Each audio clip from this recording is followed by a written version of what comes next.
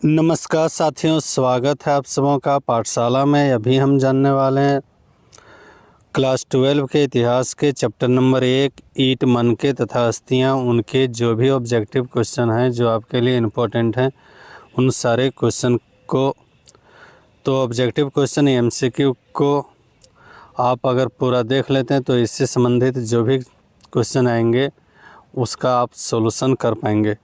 तो आइए देखते हैं पहला प्रश्न। अगर आप चैनल पर नए हैं तो चैनल को ज़रूर सब्सक्राइब कर लें और आप इसे अपने दोस्तों के साथ भी शेयर करें। तो देखिए, पहला प्रश्न में हड़प्पा सभ्यता किस युग की सभ्यता है? हड़प्पा सभ्यता किस युग की सभ्यता है? ऑप्शन ए पूर्व पाषाण युग, ऑप्शन बी कांस्य युग, ऑप्शन सी नवपाषाण युग या फिर ऑप्शन डी लोह युग।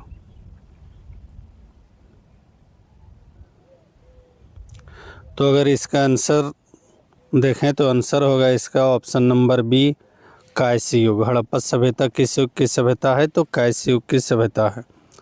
आइए देखते हैं अगला क्वेश्चन। दूसरा क्वेश्चन में राय बहादुर दयाराम साहनी ने कहाँ उत्खनन करवाया था? तो राय बहादुर दयाराम साहनी ने कहाँ उत्खनन करवाया था? Option A Mohenjodaro, option B Harappa, option C Lothal या फिर ऑप्शन डी कालीबंगा। तो इसका भी आंसर सही होगा बी नंबर हड़प्पा। तो राय बहादुर दयाराम साहनी ने कहाँ उत्खनन करवाया था? तो याद रखना है हड़प्पा। तीसरा प्रश्न है राखलदास बनर्जी को मोहनजोदड़ो के अवशेष किस वर्ष मिले? राखलदास बनर्जी को मोहनजोदड़ो के अवशेष किस वर्ष मिले? तो इसका सही आंसर है ऑप्शन नंबर ए 1922 ईस्वी में। कब? 1922 ईस्वी में। सही विकल्प का फिर से चयन करना है। क्वेश्चन नंबर 4 मोहनजोदड़ो की खोज 1922 ईस्वी में किसने की? तो अभी इस क्वेश्चन को हम लोग देख चुके हैं। मोहनजोदड़ो की खोज 1922 ईस्वी में राखलदास बनर्जी ने की थी। ऑप्शन नंबर बी सही आंसर है। पुरातत्व के अंतर्गत निम्न में कौन नहीं है? पुरातत्व के अंतर्गत निम्न में कौन नहीं है? तो पुरातत्व का मतलब होता है जो पुराने अवशेष बचे हुए हैं। पुरातत्व जो कि किसी भी प्रकार का स्ट्रक्चर होता है, बनावट होती है, तो उनमें सिक्के भी होते हैं, अभिलेख भी होते हैं और भग्नावशेष भी होते हैं, लेकिन जो नहीं होता है वो है साहित्य। तो 5 का सही आंसर ये नंबर हो जाएगा, साहित्य। छठा क्वेश्चन हड़प्पा संस्कृति आधारित थी।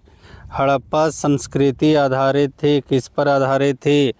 तो याद रखना है हड़प्पा सभ्यता जो आधारित थी वो व्यापार पर आधारित थी। किस पर आधारित थी? व्यापार पर। अगला प्रश्न को हम देखते हैं। हड़प्पा सभ्यता के लोग उपासना करते थे। तो हड़प्पा सभ्यता के लोग किसकी उपासना करते थे? तो यहाँ पर option A Vishnu, option B Varun, option C Indra या फिर ऑप्शन डी मातृ देवी की। तो जो सही आंसर होगा वो हो जाएगा ऑप्शन डी आपका मातृ देवी की। हड़प्पा सभ्यता के लोग मातृ देवी की उपासना करते थे। हड़प्पा सभ्यता की सर्वप्रथम खोज की थी। तो हड़प्पा सभ्यता की सर्वप्रथम खोज किसने की थी? याद रखना ऑप्शन नंबर ये सही होगा, दयाराम साहनी ने। किसने खोज की थी? तो दयाराम साहनी ने। हड़प्पा सभ्यता किस नदी के किनारे स्थित है? हड़प्पा सभ्यता किस नदी के किनारे स्थित है? तो हड़प्पा सभ्यता जो है वो रावी नदी के किनारे स्थित है। हाँ, इसे सिंधु घाटी सभ्यता कहते हैं, लेकिन याद रखना जैसे बात होगी सिर्फ हड़प्पा, तो हड़प्पा सिर्फ और सिर्फ किस नदी के किनारे स्थित हैं? तो रावी नदी के किनारे स्थित हैं। अगला क्वेश्चन हड़प्पा सभ्यता की सबसे महत्वपूर्ण विशेषता थी। तो हड़प्पा सभ्यता की जो सबसे महत्वपूर्ण विशेषता थी वो था नगर योजना व वास्तुकला। नगर योजना व वास्तुकला हड़प्पा सभ्यता की मुख्य विशेषता थी।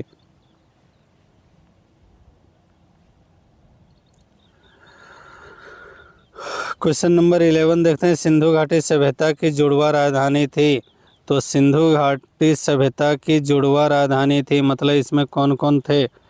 तो ऑप्शन नंबर यहाँ पर सी होगा, हड़प्पा और मोहनजोदड़ो। हड़प्पा और मोहनजोदड़ो सिंधु घाटी सभ्यता की जुड़वा राजधानी थी। ऑप्शन नंबर सी सही आंसर होगी।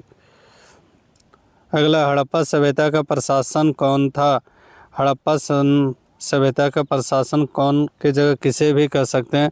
तो हड़प्पा सभ्यता का जो प्रशासन था वो था नगर पालिका। कौन था? नगर पालिका। हड़प्पा सभ्यता के पतन के कारण थे। हड़प्पा सभ्यता के पतन के कारण विदेशी आक्रमण, प्राकृतिक कारण, मानवीय कारक, तो तीनों के तीनों सही हैं। तो इसलिए ऑप्शन नंबर डी इसका सही हो जाएगा। सही आंसर उपरोक्त सभी, ऑप्शन नंबर डी।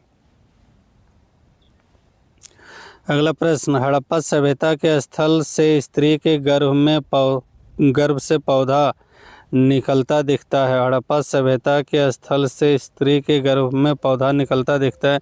ये कहाँ पर दिखता है? ये जो ऐसे पूछा गया है तो याद रखना है हड़प्पा में ही।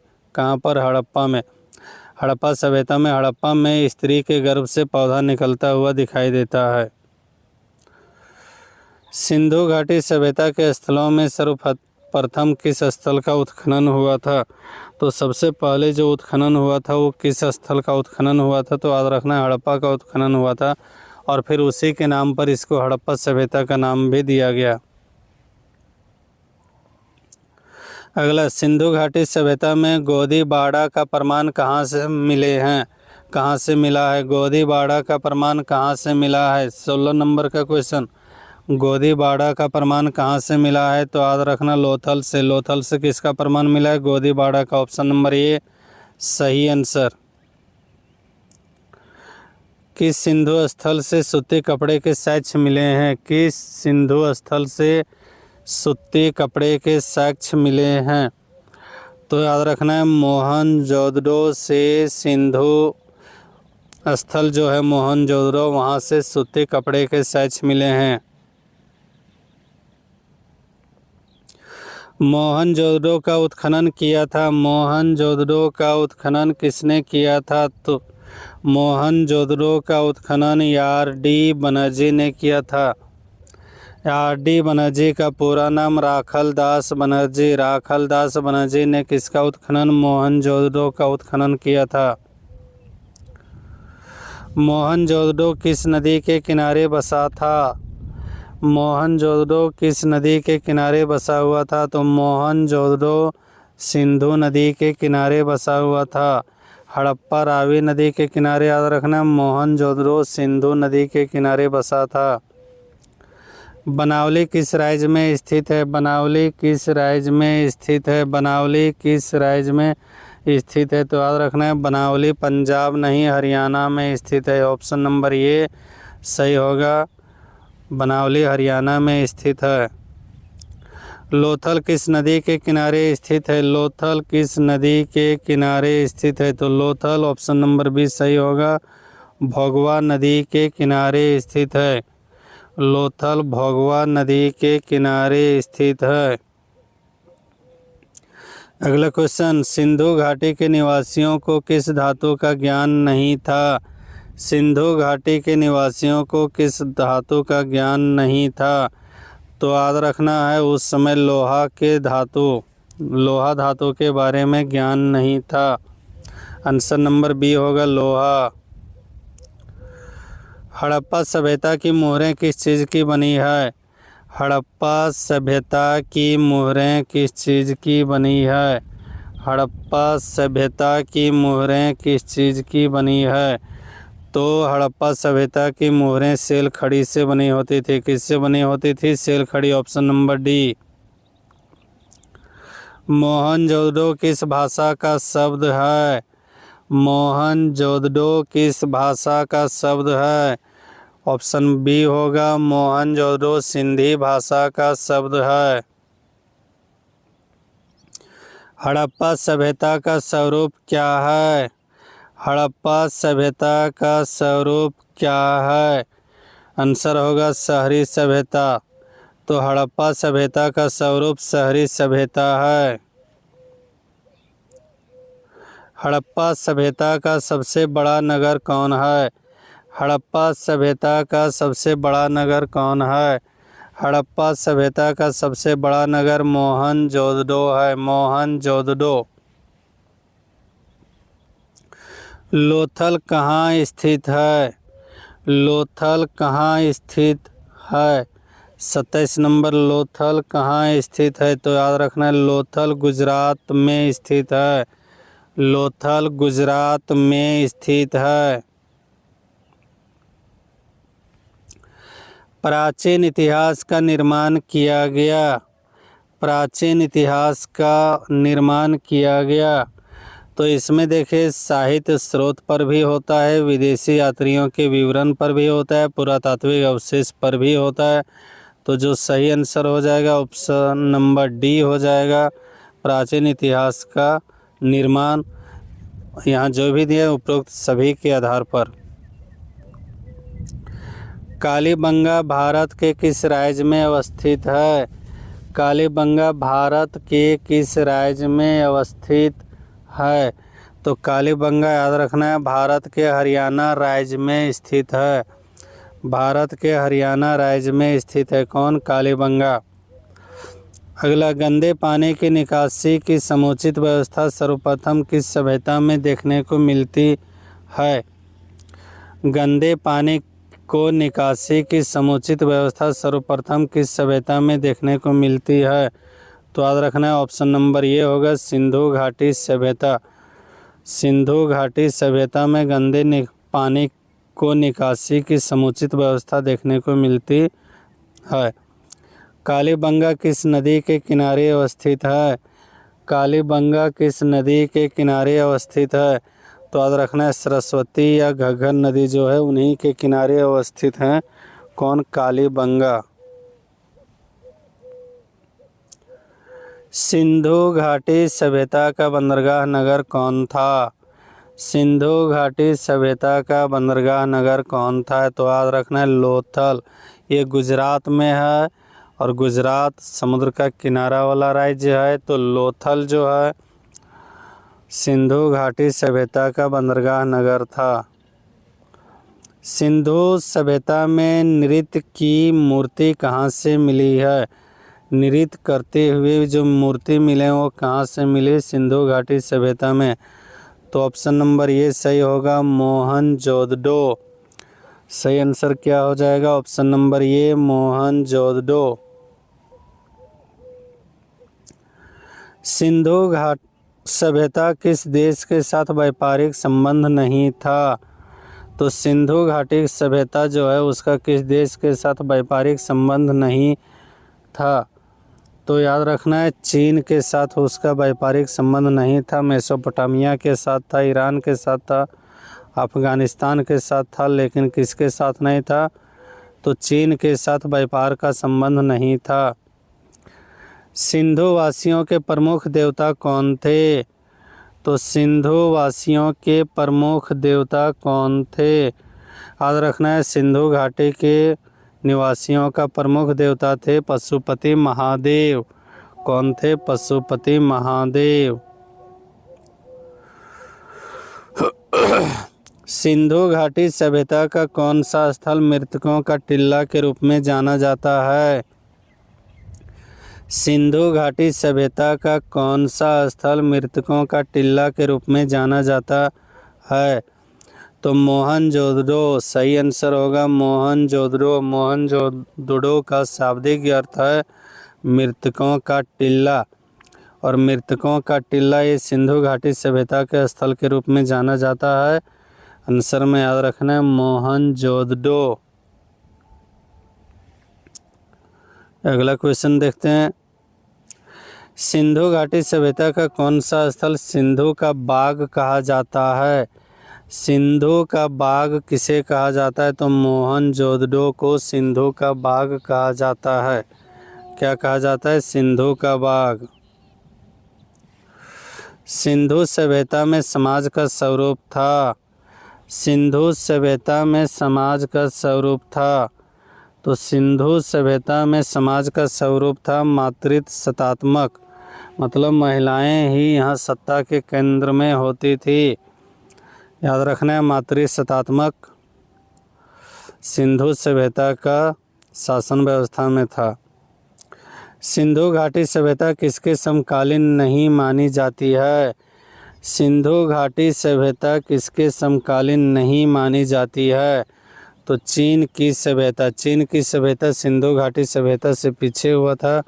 बाकी मिस्र की सभ्यता, मेसोपोटामिया की सभ्यता और क्रीट की सभ्यता समकालीन थे। सिंधु सभ्यता का क्षेत्रफल किस आकार का था? सिंधु सभ्यता का जो आकार था वो कैसा था? तो याद रखना है, सिंधु सभ्यता का जो आकार था वो त्रिभुजाकार था। कैसा था? त्रिभुजाकार था।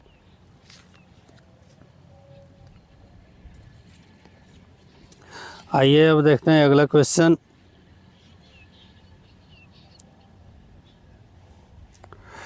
किस सिंधु स्थल में महिला और पुरुष को एक साथ दफनाया गया है? किस सिंधु स्थल में महिला और पुरुष को एक साथ दफनाया गया है? तो याद रखना है, राखी गढ़ी। राखी गढ़ी में महिला और पुरुष को एक साथ दफनाया गया है। सिंधु घाटी सभ्यता में विशाल स्नानागार के अवशेष कहाँ से प्राप्त हुए हैं? सिंधु घाटी सभ्यता में विशाल स्नानागार के अवशेष कहाँ से प्राप्त हुए हैं?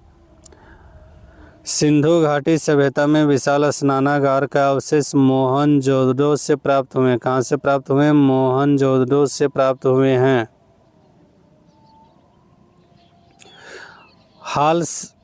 हाल से जुते हुए खेत के साक्ष्य कहाँ मिले? हाल का मतलब यहाँ हल होगा, थोड़ा प्रिंटेड मिस्टेक है। हल से जुते हुए खेत का जो साक्ष्य है वो कहाँ मिले हैं? तो इसका सही आंसर होगा option number A, Kalibangan. Kalibangan में हल से जुते हुए खेत के साक्ष्य मिले हुए हैं। पशुपति महादेव की मुहर में निम्न में से कौन सा जानवर नहीं पाया गया है? तो पशुपति महादेव के मुहर में कौन से जानवर पाया गया, इसको याद रखना है। तो वहाँ पर पाए गए हैं शेर नहीं पाए गए, बाकी हाथ, बाघ और भैंस पाए गए हैं। किस स्थान पर शतरंज की तरह खेल के प्रमाण प्राप्त हुए हैं? किस स्थान पर शतरंज की तरह खेल के प्रमाण प्राप्त हुए हैं? तो याद रखना है लोथल। लोथल में क्या प्राप्त हुआ है? खेल जो शतरंज की तरह होती थी उसका साक्ष्य मिला है। मोहनजोदड़ो का शाब्दिक मतलब है, इसको हम लोग पहले भी देखें, मृतकों का टिल्ला। क्या होता है मृतकों का टिल्ला? मोहनजोदड़ो का शाब्दिक अर्थ। भारतीय पुरातत्व का पिता किसे कहा जाता है? भारतीय पुरातत्व का पिता किसे कहा जाता है? याद रखना है अलेक्जेंडर किंगहम को। भारतीय पुरातत्व का पिता अलेक्जेंडर किंगहम को। और ये आज का अंतिम प्रश्न। अगर आपको इसका PDF चाहिए तो आप हमें जो है सो कमेंट बॉक्स में अपना व्हाट्सएप नंबर कमेंट करें, हम आपको व्हाट्सएप पर भेज देंगे। अगला क्वेश्चन है, भारतीय पुरातत्व सर्वेक्षण विभाग के पहले डायरेक्टर जनरल कौन थे? तो याद रखना है इसका जो पहला डायरेक्टर जनरल थे वो थे कनिंघम। तो इसी के साथ आज का ये पहला चैप्टर जो था क्लास 12 इतिहास के, उसका MCQ का सीरीज समाप्त होता है। आप सब वीडियो के अंत तक बने रहें, इसके लिए बहुत बहुत धन्यवाद।